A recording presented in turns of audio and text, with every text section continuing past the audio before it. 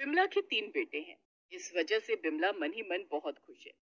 सभी बिमला से कहते हैं, अरे बिमला, तुम तो बहुत खुश नसीब हो। 3 बेटे हैं, 3 बहुएं आएंगी, तुम तो रानी की तरह रहोगी, रानी की तरह।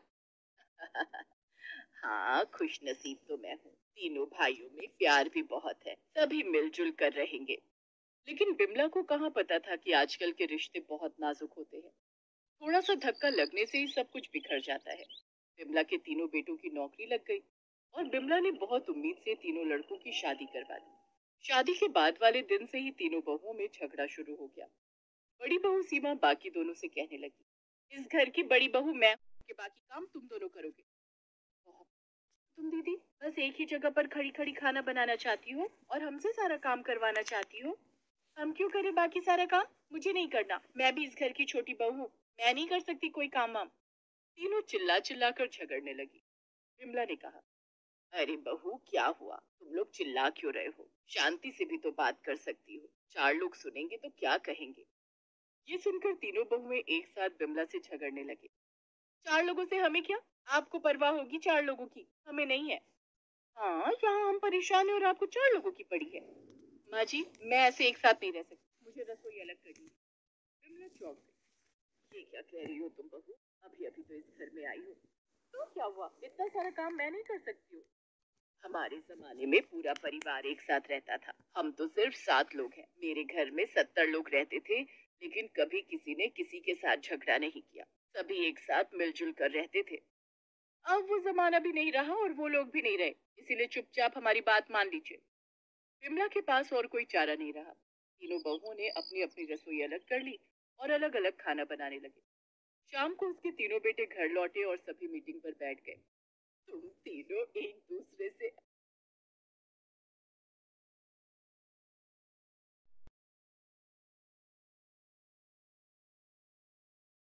अलग हो गए, लेकिन मेरा क्या होगा? मैं किसके पास खाऊंगी?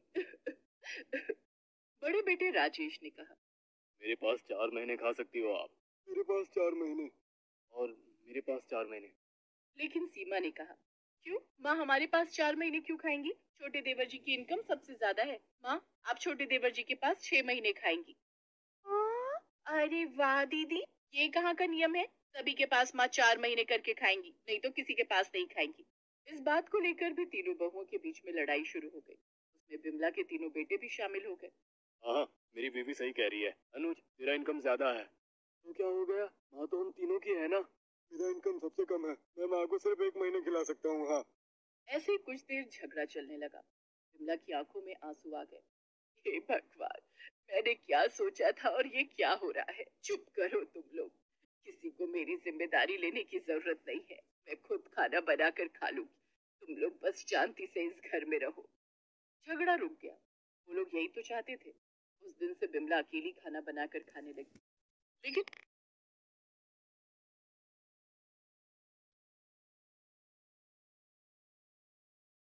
झगड़ा नहीं रुका। हर रोज किसी न किसी बात को लेकर झगड़ा होने लगा। अरे, ये मेरे कमरे के सामने कचरा कहाँ से आ गया? ये जरूर उस डायन रेखा का काम है। सुषमा ने सुबह सुबह रेखा पर चिल्ला दिया। रेखा भी चिल्लाने लगी, मेरा काम है? मैं तुम दोनों की तरह डायन नहीं हूँ, ये जरूर सीमा का काम है।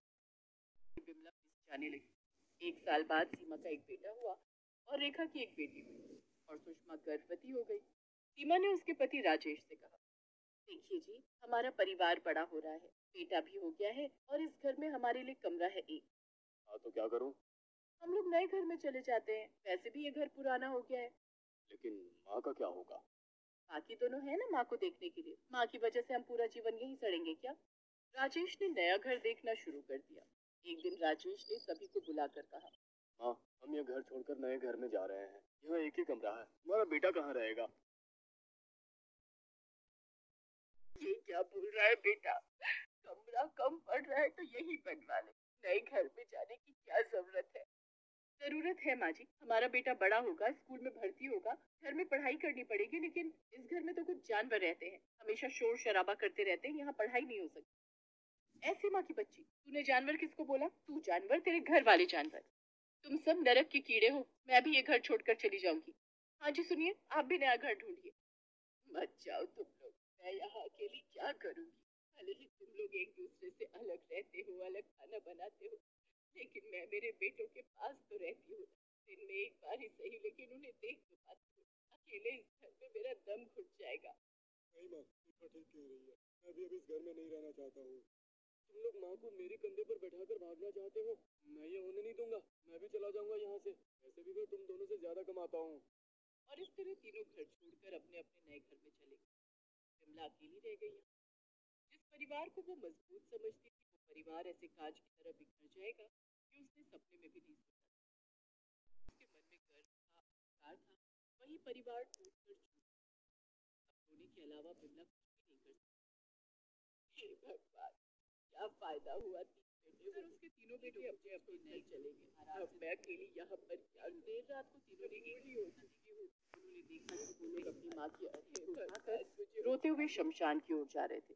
तीनों की नींद टूट गई। माँ, कहाँ है मेरी माँ? ये मैंने क्या देखा? तीनों तुरंत उनके पुराने घर पर आ गए। उनकी बीवियां भी आ गई।